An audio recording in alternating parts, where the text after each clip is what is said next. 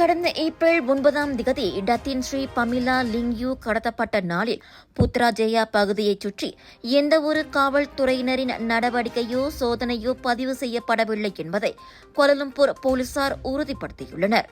இதன் மூலம் பமிலா லிங்கை கடத்தியதாக கண்டறியப்பட்ட 3 சந்தேக நபர்களில் 2 காவல்துறை சீருடைகளை அணிந்திருந்தனர் என்ற கூற்றையும் போலீசார் மறுத்துள்ளனர். மேலும் அந்த சந்தேக நபர்கள் காவல்துறையினரை போன்று வேடமிட்டு கடத்தலில் ஈடுபட்டிருக்கலாம் என்றும் அவர்கள் கூறியுள்ளனர். தொடர்ந்து 5 வெவ்வேறு வாகனங்களில் வந்த அனைத்து சந்தேக நபர்களும் புத்ராஜயை விட்டு 2 வெவ்வேறு பாதைகள் வழியாக தப்பிச் சென்றது விசாரணையில் தெரியவந்துள்ளது.